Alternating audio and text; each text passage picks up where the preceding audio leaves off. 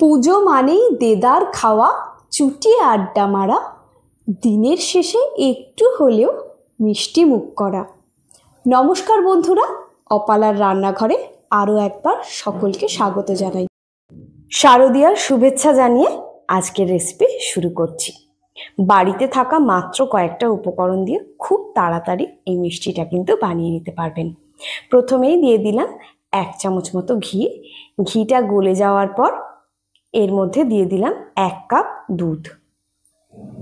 দুধটাকে হালকা গরম করে নিয়ে গ্যাসের ফ্লেমটাকে আমি অফ করে দিচ্ছি।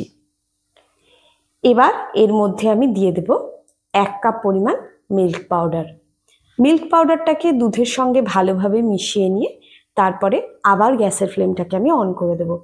দুধটা খুব বেশি গরম হয়ে গেলে মিল্ক পাউডারটা গোলাতে কিন্তু খুব সমস্যা হয়, তাই জন্য দুধটাকে হালকা গরম করে নিয়ে আমি মিল্ক পাউডারটাকে আগে গুলিয়ে নিলাম। এবার এর মধ্যে দিয়ে দিচ্ছি 1/3 কাপ মিছরি। এবার মিছরিটাকেও এর সঙ্গে গুলিয়ে নিচ্ছি। এখানে আমি 8 পিস পাউরুটি নিয়ে নিয়েছি। পাউরুটিটা কিন্তু একদম ফ্রেশ।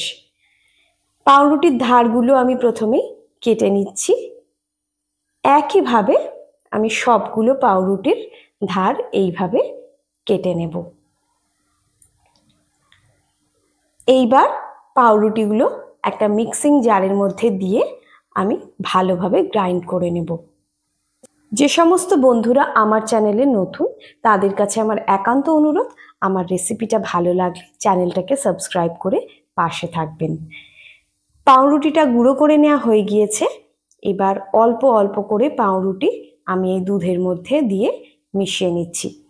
গ্যাসের ফ্লেমটা কিন্তু আমি এখন অন করে দিয়েছি আর একদম লোতে রেখেছি। এইভাবে একটু একটু করে দিয়ে আমি সম্পূর্ণ পাউরুটিটাই দুধের সঙ্গে দিয়ে মিশিয়ে নিয়েছি। দেখুন, এই ডোটা কিন্তু খুব বেশি নরম নয়, আবার একদম শক্তও নয়, মাঝারি মাপের, যেমনটা মেখে নিতে একদম সহজ হয় সেই রকম ডো আমি বানিয়েছি। আশা করি আপনারা দেখে সেটা বুঝতে পারছেন, কারণ আমার কিন্তু মাখতে কোনো রকম সমস্যা হচ্ছে না। দেখুন, হাতে জড়িয়েও যাচ্ছে না। এবারে ডোটাকে আমি দুটো ভাগে ভাগ করে নিলাম। অল্প পরিমাণ যে ভাগটা আছে তার মধ্যে আমি 3-4 ফোঁটা রোজ এসেন্স দিয়ে দিলাম আর 1 ড্রপ ফুড কালার দিয়ে দিলাম। রেড ফুড কালার এখানে আমি দিয়েছি, এটা সম্পূর্ণ অপশনাল। তবে যে কোনো মিষ্টির দোকানের একটা পারফেক্ট মিষ্টির লুক দেওয়ার জন্যই আমি এটা করেছি। এর মধ্যে সামান্য একটু রোজ পেটাল আমি দিয়ে দিলাম, সেটাকেও একসাথে মেখে নিচ্ছি। আপনারা যদি এখানে ফুড কালার ব্যবহার করতে না চান বা এসেন্স ব্যবহার করতে না চান, সেক্ষেত্রে সম্পূর্ণ ডোটাকে দিয়েই একবারে মিষ্টিটা তৈরি করে নিতে পারেন।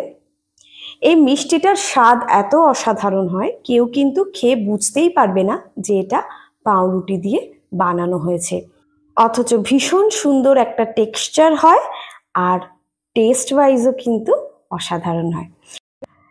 আমি এটাকে কেটে দুটো টুকরো করে নিয়েছি, না হলে এটা খুব বেশি লম্বা হয়ে গেলে আমার এটাকে হ্যান্ডেল করতে অসুবিধে হতো, তাই জন্য। এবার দেখুন মিষ্টিটা আমি কেমনভাবে তৈরি করে নিচ্ছি, কত সহজে।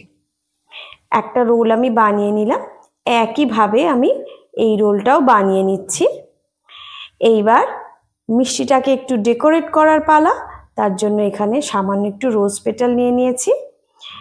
মিষ্টির ওপরে অল্প একটু রুপোলি তবক আমি দিয়ে দিচ্ছি, তারপরে এই রোজ পেটালটার উপরে মিষ্টিটাকে একটু গড়িয়ে নিচ্ছি। এইবার মিষ্টিটা তৈরি হয়ে গেছে, এটাকে ঘন্টাখানেকের জন্য ফ্রিজে রেখে দিয়েছি। ঘন্টাখানেক পরে ফিরে এলাম। এইবার আমি মিষ্টিটা আপনাদের কেটে দেখাচ্ছি। কত সহজেই মিষ্টিগুলো কেটে নেওয়া যাচ্ছে দেখুন, আর লুকটাও দেখুন কি সুন্দর হয়েছে, একেবারে মনে হচ্ছে দোকানের মিষ্টির মতন। আর স্বাদও কিন্তু ভীষণ সুন্দর হয়।